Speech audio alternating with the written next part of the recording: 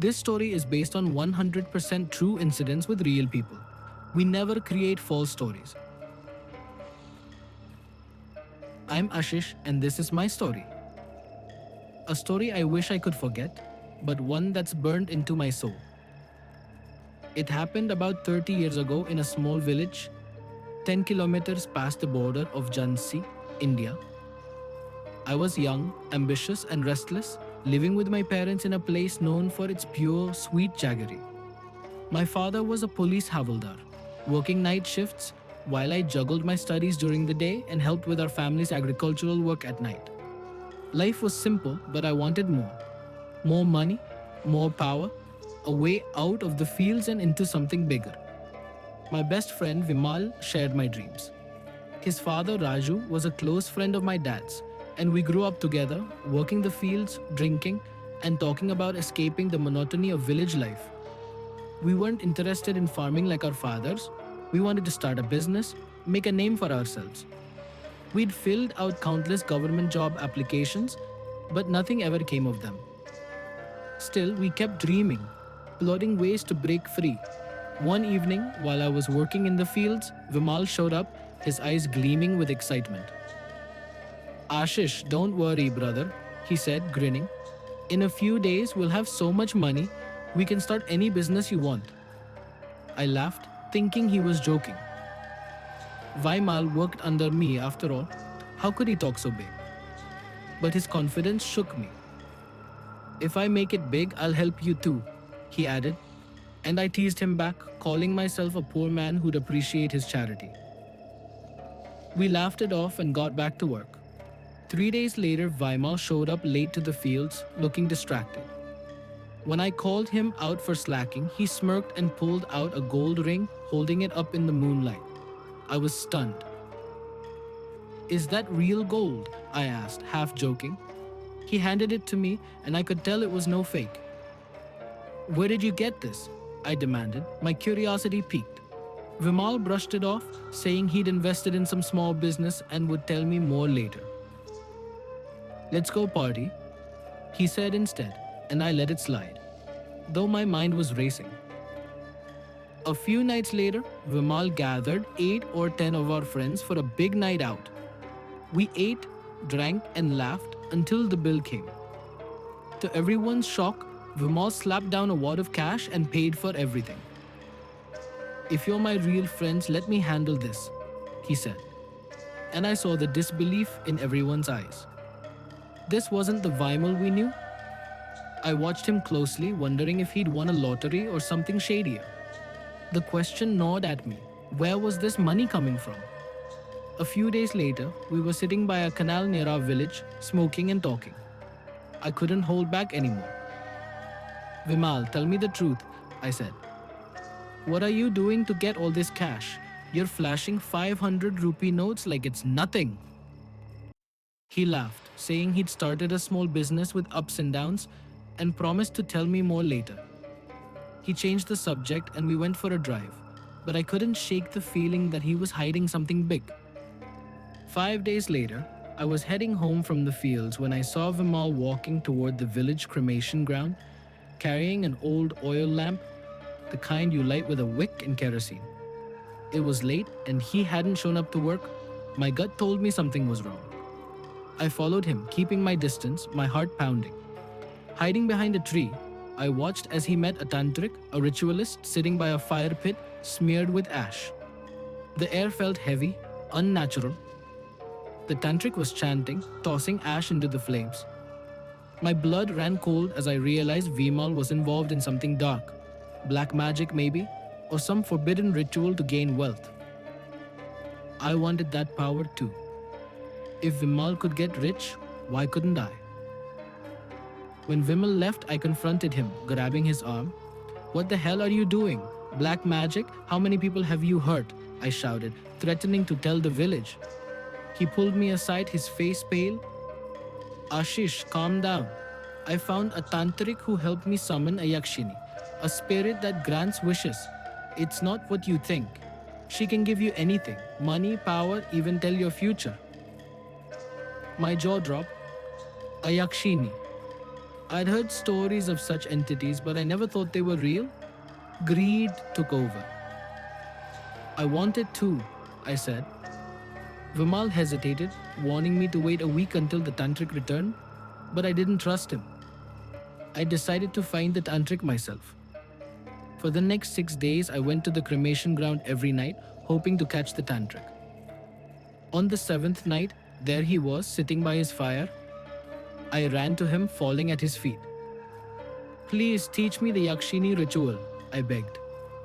He studied me, his eyes piercing, and I knew he'd guessed Vimal had spilled his secret. This is a 10-day ritual, he said. You'll chant mantras under the peepal tree by the cremation ground. After the 5th day, strange things might happen. If you stop, you could die.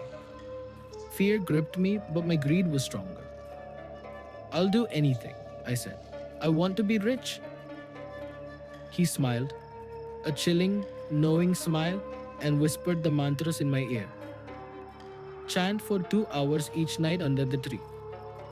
On the 5th night, bring meat and liquor as offerings. Don't stop no matter what happens. That night, I sat under the peepal tree chanting the mantras. The air was thick, the silence oppressive. 2 hours later, I went home and slept, telling my parents I'd been working the fields. For 4 nights, nothing happened. On the 5th night, I placed meat and liquor before the tree as instructed. As I chanted, a voice whispered in my ear, Ashish, if you continue for 10 days, you'll summon me. My heart raced with excitement. I was close, so close. The next night, things changed. Around 2 or 3 a.m., a foul stench filled my room like rotting flesh. I woke up gagging and checked the bathroom. 2 dead rats lay there, their heads missing. I woke my mother, blaming a stray cat. She looked puzzled. Our house was sealed tight, but we cleaned up and threw the rats out. I tried to convince myself it was nothing, but unease settled in my chest. 2 nights later, at exactly 3 a.m., I woke to the sound of crows cawing. Hundreds of them, it seemed, surrounding our house. I ran to my mother, asking where they'd come from. We went to the roof, but there wasn't a single crow in sight. The silence was deafening. My mother brushed it off, but I knew it was connected to the ritual. I kept chanting each night, driven by the promise of wealth. On the 10th night, I sat under the peepal tree, my heart pounding with anticipation. At midnight, she appeared. A woman so beautiful she took my breath away. Her eyes were mesmerizing, her voice like silk. Ashish, you've summoned me, she said. I'm yours. What do you want? I was entranced, my mind clouded with desire, but I forced myself to focus. I want money, I said. I want to start a business and be rich. She smiled. If I grant your wish, you must fulfill mine when I ask. Will you? Blinded by greed, I agreed without hesitation. Anything you want. The next night at 3 a.m., she appeared in my room, placing a stack of 500 rupee notes in my hand. I was ecstatic. For the next few days, she returned each night with more money. I used it to start a business selling construction materials, and it took off. The village buzzed with rumors. First Vimal, now me. How were we getting so rich? Vimal and I barely spoke anymore. Our friendship had soured over his secrecy. 8 days later, the Yakshini appeared again. It's time for my wish, she said. My stomach churned, but I asked, what is it? She leaned close, her eyes glinting. I want to be intimate with you. My heart raced. I'd fantasized about her beauty since that first night. How could I say no? That night, we crossed a line. It felt like a dream. Her touch, her presence, made me feel invincible. Every 2 days she returned, and each time I grew stronger, more powerful. I felt like I could lift a truck with my bare hands. Money, power, her, I had it all. Then, one night as we were together, my phone rang. It was Vimal. Arrogance surged through me. I wanted to rub it in his face that I'd summoned the Yakshini too. I put the call on speaker. His voice was frantic. Ashish, she's not a Yakshini, she's a witch. The word hit me like a lightning bolt. The woman above me laughed, a bone chilling guttural cackle, like something from a nightmare. Her face twisted, revealing a monstrous form, eyes hollow, skin decayed, teeth jagged. I froze, my body betraying me in terror. I soiled myself, my bed, everything. She vanished, and I passed out. When I woke, I was a wreck. I hid in my room for 2 days, too scared to leave. Then I learned Vimal's father had died and Vimal had fled the village, selling everything. On the third night, she appeared again, but now I saw her true form, a grotesque witch. You fulfilled my first wish, she hissed. Now for the second. The woman next door is 8 months pregnant. Bring me her unborn child by tomorrow evening or I'll take it myself, and you're next. I was paralyzed with fear. I couldn't do it. I couldn't harm an innocent woman and her baby. The next evening, screams echoed from the neighbor's house. The woman was dead, her stomach torn open, claw marks etched into her flesh. The village was in chaos, whispering of unnatural causes. I broke down and told my father everything. The Tantrik, the ritual, the witch. He beat me until my body was covered in bruises, but I deserved it. Desperate, he called a powerful Tantrik he knew. The Tantrik took one look at me and said, "You've brought a powerful evil into your life." He told my parents to take me to a hospital. Tests revealed I was dying. My hemoglobin and blood levels were dangerously low. The doctor gave me 2 months unless I started treatment immediately. I thought I was powerful, but the witch had been draining me, feeding on my life force. The Tantrik prepared a grand yagna for the next full moon. That night, as the fire roared, I screamed in agony. My body erupted in boils, pus, and blood. My parents tied me down, stuffing a cloth in my mouth to muffle my cries. The village watched in horror as the Tantrik battled the witch's influence. After 3 hours, I passed out. When I woke, the Tantrik said the witch was gone, but I had to leave the village immediately. My actions had cost me everything: my health, my family's trust, and my place in the community. We later learned Vimal had sacrificed his father to the same witch, feeding her animals at first, then a human life. The witch had been stealing money from village homes, which explained the rash of thefts my father, the Havaldar, had been investigating.